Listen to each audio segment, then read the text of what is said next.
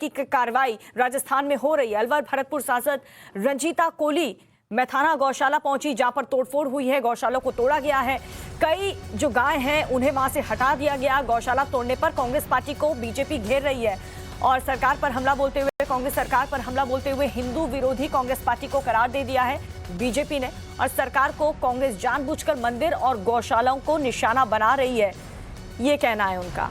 तो मैथना गौशाला तोड़ने को लेकर के ये हमला बोला गया है, जिसको लेकर के निशाना साध रही है रंजीता और कह रही है कि कांग्रेस पार्टी जानबूझकर मंदिर को और गौशालाओं को निशाना बना रही है। आप देखिए किस तरीके से कोहली ने गहलोत सरकार पर ये गंभीर आरोप लगाए हैं। भरतपुर सांसद रंजीता कोहली जो कि अलवर पहुंची थी, मैथना गौशाला तोड़ने को लेकर के ये हमला बोला गया है। इस गौशाला के टूट जाने के बाद कितनी गायों को यहां से हटा दिया गया है, दूसरी जगह शिफ्ट कर दिया गया। बताया जा रहा है कि अतिक्रमण के चलते यहां पर इस गौशाला को तोड़ा गया है, लेकिन इस बीच बीजेपी ये कह रही है कि कांग्रेस पार्टी जानबूझकर इस तरीके से हिंदुओं की भावनाओं को ठेस पहुंचाने का काम कर रही है। भंवर लगातार हमारे साथ बने हुए हैं। भंवर, इस पूरी गतिविधि को कांग्रेस पार्टी जो कर रही है, चाहे वो मंदिर हो चाहे गौशाला, बीजेपी इसको लेकर के जबरदस्त तरीके से हमलावर है। देखिए, बीजेपी कांग्रेस के जो काम फिलहाल पिछले दिनों में जो हो रहे हैं उसको लेकर एकदम से ज्यादा हमलावर नजर आ रही है। और जिस तरीके से गौशाला को तोड़ा गया और गौशाला में बिना वैकल्पिक व्यवस्था के, कोई वैकल्पिक व्यवस्था नहीं की गई कि वो गायें कहाँ जाएंगी, छोटे छोटे बछड़े कहाँ जाएंगे, जो नन्हे नन्हे गाय के बछड़े हैं वो कहाँ जाएंगे। और जंगल में वो गायें जाती हुई दिख रही है, विजुअल में हमने दिखाया है किस तरीके से गायें वहां से जा रही है, लेकिन उसके प्रबंध के लिए कोई व्यवस्था नहीं की गई, उसे तोड़ दिया गया। रंजीता कोहली जो कि सांसद हैं वो वहां पहुंची हैं। और आपको बता दें कि अनुदान भी सरकार गायों के नाम पर खूब लेती है और खूब अनुदान उनको मिलता है। कई तरीके के टैक्स जो लगाए जाते हैं, सेस में भी वो शामिल होती है।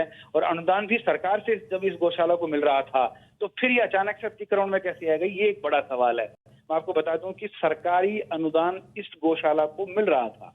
अगर ये गौशाला अवैध थी तो फिर सरकार उसे अनुदान क्यों दे रही थी, ये बड़ा सवाल है। लेकिन उस सवाल को दरकिनार करते हुए सिर्फ एक तुष्टीकरण की नीति के तहत बुलडोजर चला और उस बुलडोजर ने वहां गायों के लिए जो बड़ा बनाया गया जो भवन बना था उसको तोड़ दिया। गाय बेघर हो गई, बछड़े बेघर हो गए, उनकी बच्चियां बेघर हो गई। और आज स्थिति ये है कि उनके न खाने का कोई प्रबंध है, न उनको वहां एक साथ रखने का कोई प्रबंध है। जंगल में वो कहाँ जाएंगी, ये बड़ा सवाल है। मैं आपको बता दूं कि करोड़ों रुपए का राजस्व वसूल रही है सरकार, उसके बावजूद भी अनुदान दिया जाता है, उसे प्रशासन ने उजाड़ दिया है।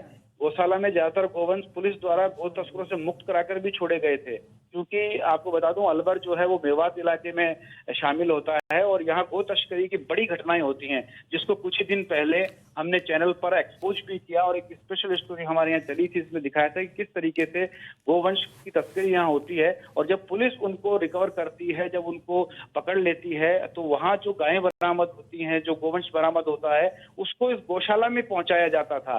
तो मतलब ये साफ है कि सरकार की मदद ही गौशाला कर रही है, उन गायों को रखने में मदद गौशाला कर रही है, सरकार गौशाला को अनुदान दे रही है। और फिर अचानक से आंख खुलती है, सरकार को याद आता है कि तो अतिक्रमण हो गया है।